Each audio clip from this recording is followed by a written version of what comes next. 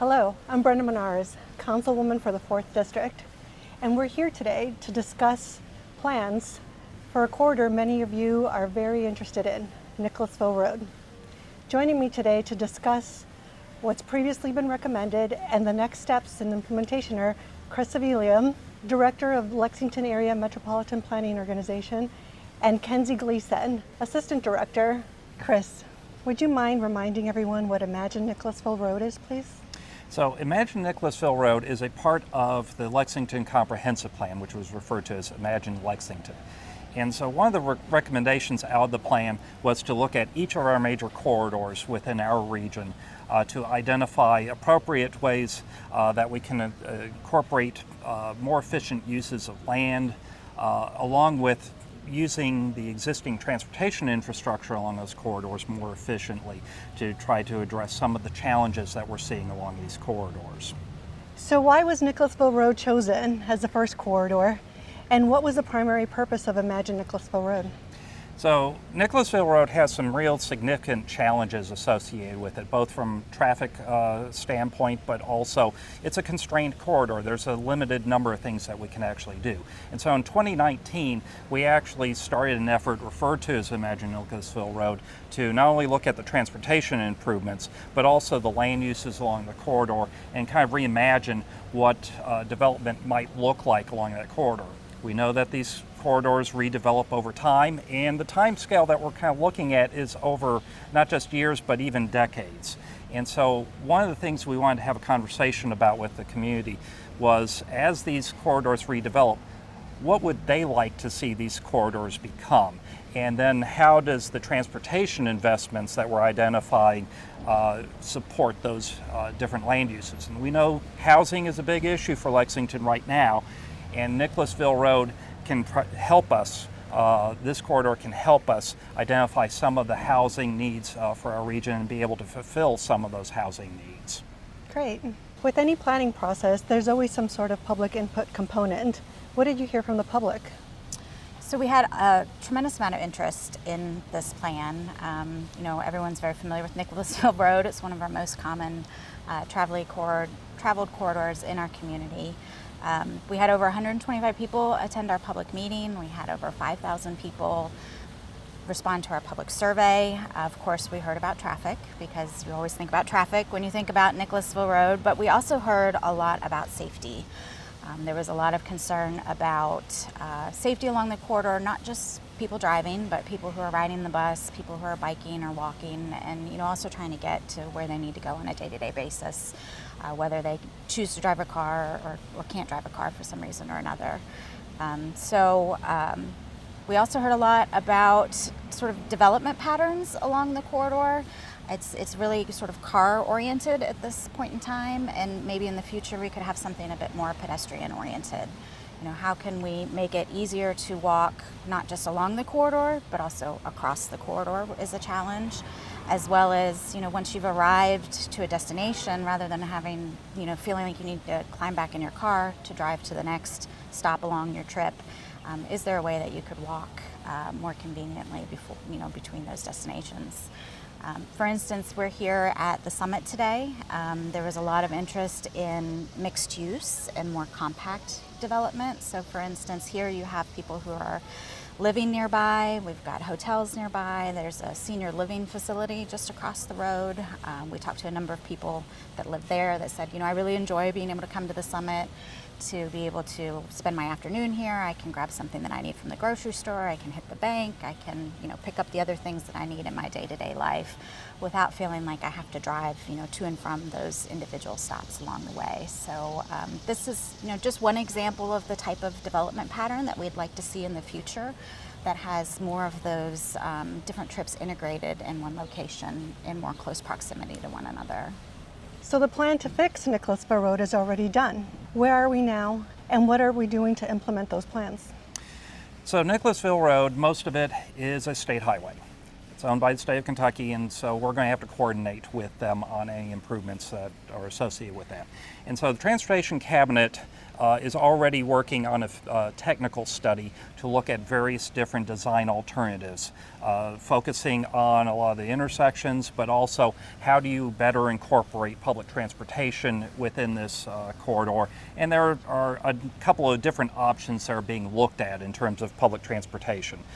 The other challenge here is we know that land use could play out very differently in the future. And so they were asked to take a look at 3 possible scenarios. First one is that nothing much changes, that what you see along the corridor is more or less what you're going to see in the future. The second one is you see a little bit higher density in terms of housing, retail, office uses.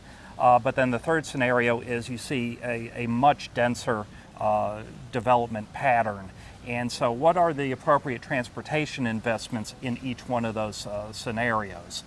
And so once we have a better idea what those are, then we have something that we can move forward in terms of a set of recommendations to present to Council and to our Transportation Policy Committee. Once you heard from the public, what did you do with that information? So we take what we've heard from the public and we take the information that we've gathered through data and analysis and, as Chris mentioned, through best planning practices, and start to think about how can we influence the future of the corridor over a long period of time. How do we achieve that long-term vision?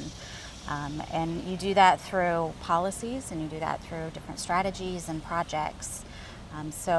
For instance, we've identified a number of transportation improvement projects that we feel would help to complete the street, as we say. So how can we make sure that the corridor is meeting the needs of everyone? So whether you're driving, riding the bus, walking, or biking, what types of infrastructure are needed to support that? What types of improvements are needed so that people feel like it's safe and comfortable to cross the street as well? So there's a number of different recommendations for the transportation improvements that are needed, as well as strategies for encouraging a greater mix of land uses, for having a more pedestrian scale and pedestrian oriented environment. So for instance, you may need parking, but how much of it? And what is the orientation of that parking? Is it more hidden behind the buildings or besides the buildings, so that you have sort of a more environment that's geared more towards the people that are walking there, not just driving there as well. We also are looking at a number of different types of intersection designs. That's one of the major contributing factors to congestion is at our intersections. So are there ways that we can improve traffic flow? We know that Nicholasville Road is very constrained. Widening the corridor is not necessarily something that's feasible, nor something that is really going to be productive in the long term in terms of addressing traffic. So how can we improve safety at intersections, which not only reduces the chance of someone being in and having an injury in a crash, but also fender benders and other types of crashes are a common contributing factor to congestion on a day-to-day basis. Something that we don't necessarily think about when we think about congestion. When we're thinking about how do we address traffic congestion in the future, like I said, the corridor is constrained, and at some point we reach a breaking point with how many cars we can actually accommodate. So we're looking at different scenarios where we can try to encourage people to ride the bus more often and more frequently. Bus rapid transit is something that many cities have implemented to help attract that ridership. Bus rapid transit is something that comes on a more frequent basis than the regular bus service. It moves faster and it stops less frequently. We have the campus at the north end of this corridor, the hospitals, lots of employment destinations, and there are a lot of people that live on the south side of Lexington or even in Jessamine County that could ride the bus if it was faster and more convenient to them, rather than having to contribute to that traffic that we see on a day-to-day basis. What's next, Chris? So the technical study has about another 9 months, and a big part of that is a lot of analysis to look at future traffic volumes, possible transit ridership, or the different design concepts that are being suggested. How do they work with projected traffic volumes? And so at that point, hopefully early next year, we'll have a set of recommendations from the consultants that are working on that study. Those will then be presented to Council, and then we can have a conversation with the public about what do we work on first, and most importantly, how do we fund that work? And so we're probably looking at about another year and a half before we're ready to start talking about the next phases of work, which would be the actual design of particular projects. All told, we're probably looking at anywhere from 5 to 10 years before we start seeing a real legitimate construction project. So these things do take a fair amount of time to get into the pipeline and moving forward. Okay. If you go to imaginelexington.com, that's where we have information on our city's comprehensive plan, and where we also have all of the different studies and plans that we do to try and implement that comprehensive plan. So if you go to imaginelexington.com/Imagine Nicholasville, you can reach the plan directly. And then, of course, we're with the Lexington Metropolitan Planning Organization, which is the transportation planning agency for both Fayette and Jessamine County. So we also have a number of studies and plans and projects that's available on our website, which is lexareanpo.org. We have a long-range plan that sort of identifies, which projects we anticipate will move forward over the course of the next 25 years in Lexington, and then we have a short-range document that identifies the program of projects that we have scheduled over the course of the next 4 years. So you can kind of see what is the long-term vision for transportation, and then what are the immediate projects that we're working on for our area. Thank you. Sure. The bottom line is we are fixing Nicholasville Road. There's already a plan, and the process started in 2019 with the focus on 5 goals: intensity of land use, mass transit viability, future redevelopment opportunity, and a cohesive sense of place. The Kentucky Transportation Cabinet is currently working on their technical study, after which recommendations will be presented, and the public will have an opportunity to affect design plans. I want to thank Chris and Kenzie for joining me today, and I will continue to update you as the plan progresses.